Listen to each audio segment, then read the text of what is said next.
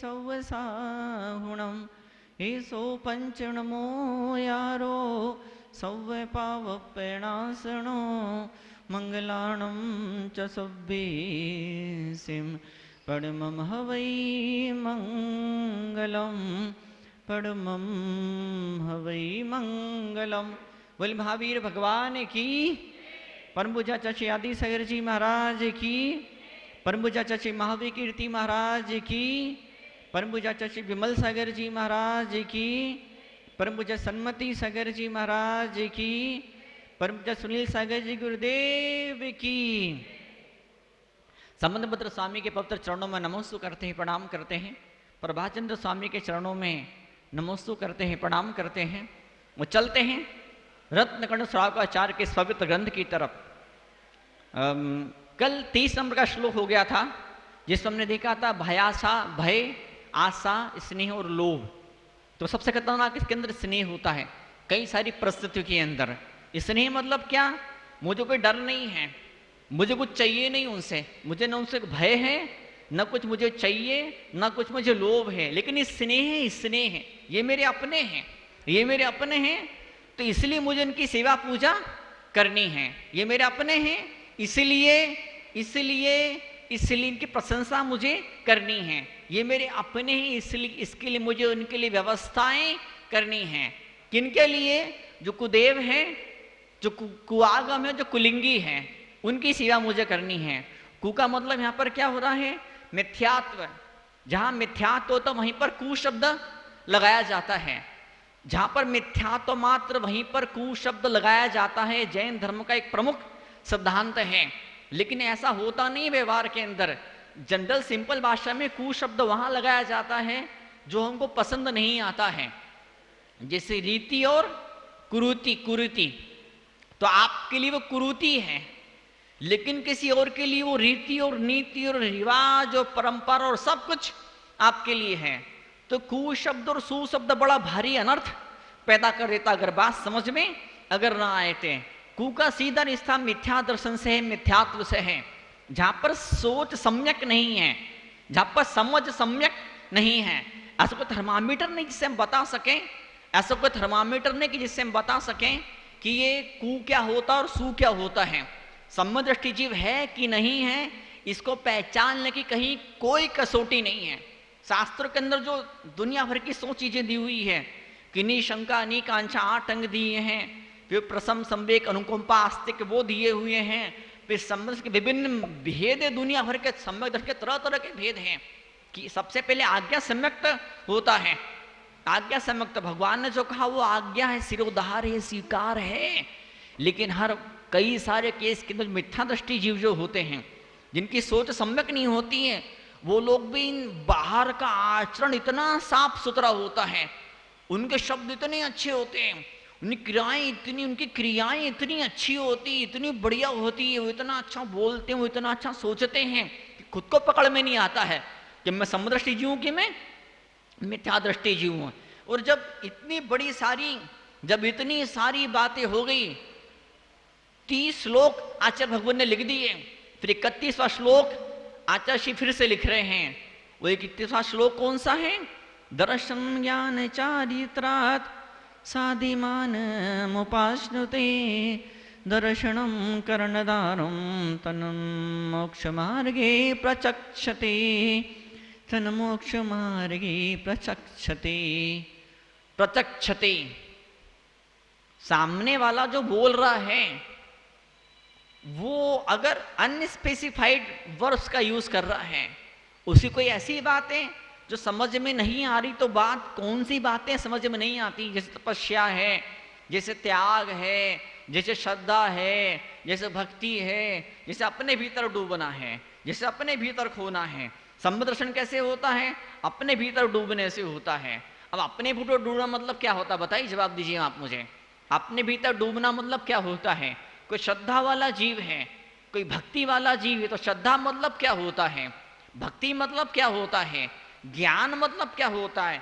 ये ऐसे शब्द हैं, श्रद्धा, भक्ति, ज्ञान, अपने भीतर खोना, डूबना, ये सब ऐसे शब्द हैं जो शब्दों का मन चाहा अर्थ निकाला जा सकता है।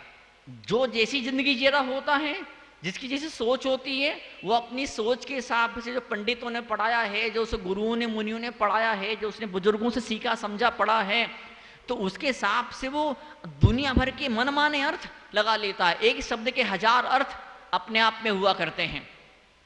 तो हमेशा जैसे भक्ति है, तो बजाय भक्ति करने का आप ये शब्द कह सकते कि ये अभिषेक करता है। ये धर्मात्मा महिला पूजा करती है, ये महिला स्वाध्याय में घंटे 2 घंटे प्रवचन में बैठती है, ये महिला मंत्र जाप के अंदर घंटे 2 घंटे समय देती है, ये महिला आहार दान के अंदर 10-20 मिनट, घंटा, आधा घंटा देती है।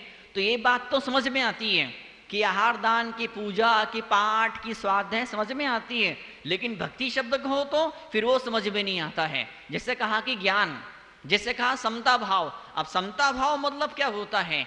आपके मन के भीतर समता भाव है, लेकिन सामने वाला उसको समता भाव मानने को तैयार नहीं है, उसकी परिभाषाएं अलग है और आपकी परिभाषाएं अलग है।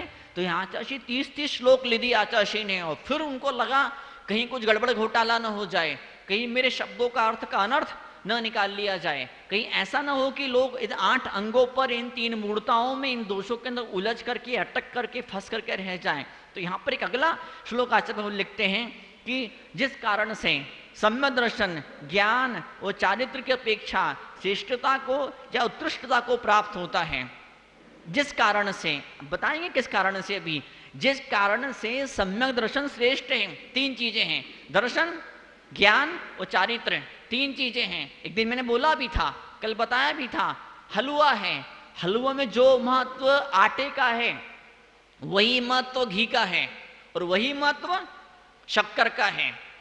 ठीक है, बाजार के अंदर घी की कीमत कुछ ज्यादा है, शक्कर थोड़ी कम कीमत की, हलवा बिल्कुल, और आटा तो काफी कम कीमत का घी के कीमत के मुकाबले। लेकिन फिर भी हलवे के अंदर तीनों चीजों की बराबर मात्राएं डाली जाती हैं। कहाँ को संदर्भ चल रहा है, कहाँ कौन सी बात चल रही है, किस विषय को लेकर, किस उद्देश्य को लेकर के आचार्य भगवान बैठे हैं, विराजे हैं। इस अधिकार का नाम है सम्यक दर्शन अधिकार। इस अध्याय का नाम क्या है? सम्यक दर्शन अधिकार। इसलिए जहां भी जो भी बात होगी, हर एक बात में सम्यक दर्शन को श्रेष्ठ और महान बताया ही जाएगा।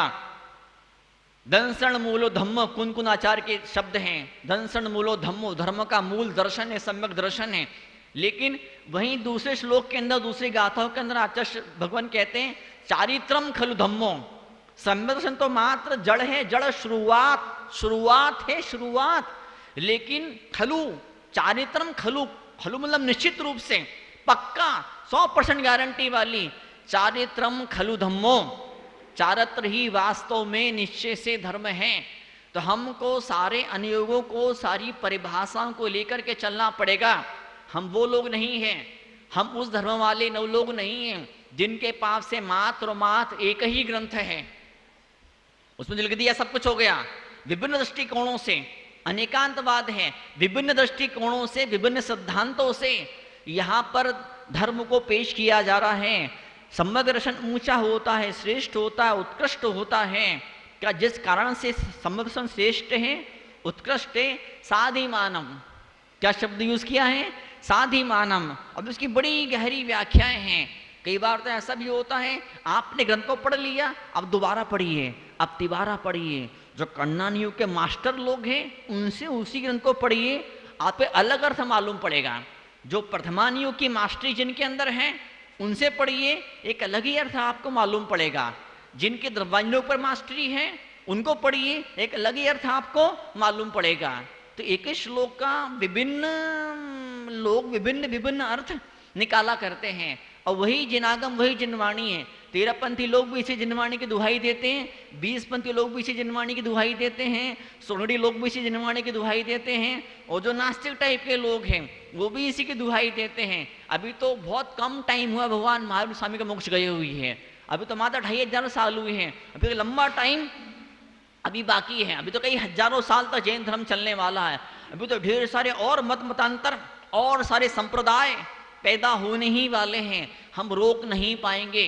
कई शहरों के अंदर वर्षों तक ऐसा कठोर नियम रहा, ऐसी दादागिरी रही, ऐसा आतंकवाद रहा, इस शहर में दूसरा मंदिर नहीं बनेगा।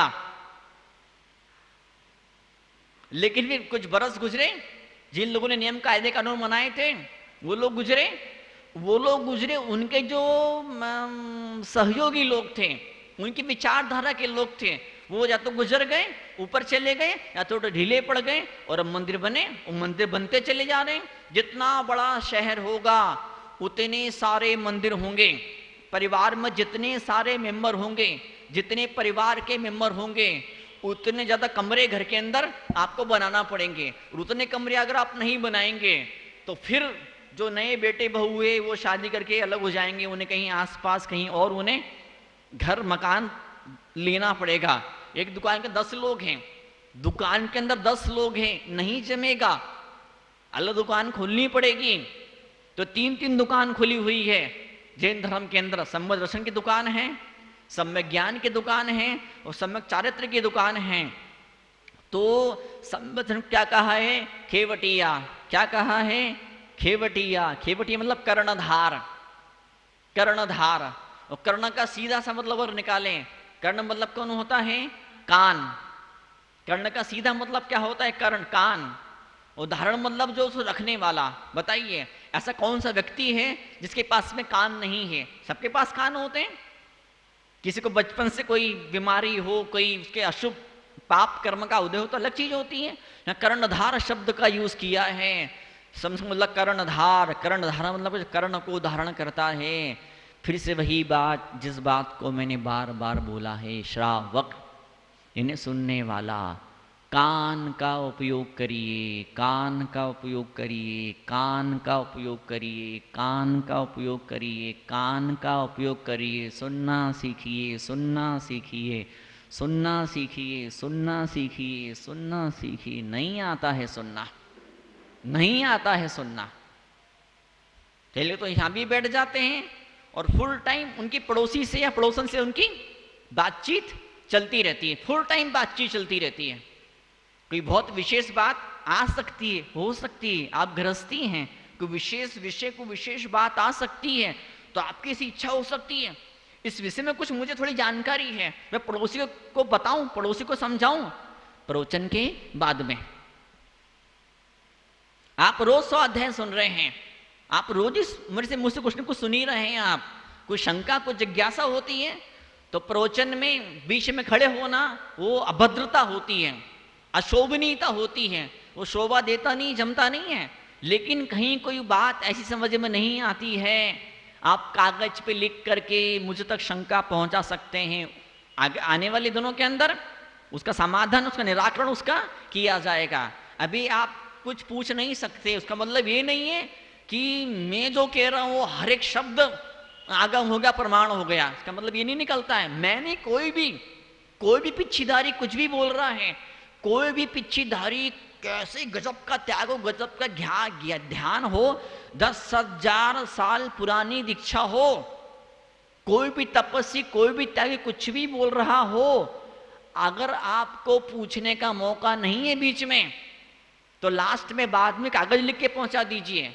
प्रवचन करने से आधे घंटे पहले वहां स्लिप पहुंचा दीजिए। कुछ जिज्ञासाएं निश्चित रूप से होती है। कई बार लोग तुलना कर लेते हैं, अमुक महाराज जी पंडित जी आए थे, उनने ऐसा बोला था और आप तो ऐसा बोल रहे हो। कहीं कुछ भी अगर जिज्ञासा या शंका होती है तो आपको बेधड़क पूछने का अधिकार है, लेकिन कब? समय पर। तो यहां चशी बोलते हैं खेवटिया। क्या बोलते हैं? खेवटिया। खेवटिया यानी कौन? अब देखो क का ख हो जाता है, क का ख हो जाता है। ये बुंदेलखंडी भाषा और संस्कृत भाषा। केवट बोलते केवट, रामायण में राम जी कहानी, केवट की कहानी आती है, वो क का ख हो गया। सम्यक दर्शन, दो अलग शब्द, सम्यक क और दर्शन, ये जोड़ दिया तो सम्यक ग हो जाता है। सम्यक।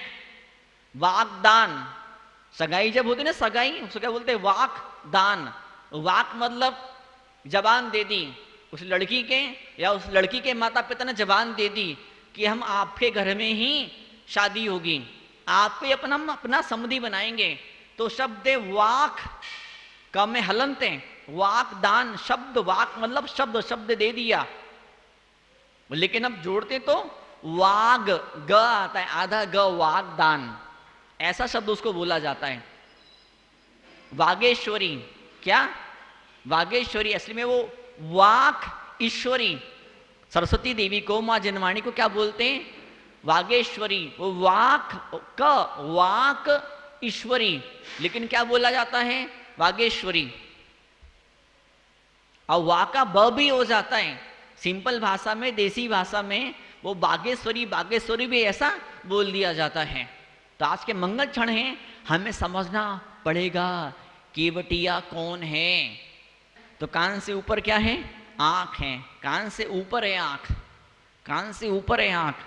तो जितना महत्व सुनने का है, उससे ज्यादा महत्व काय का है? देखने का है।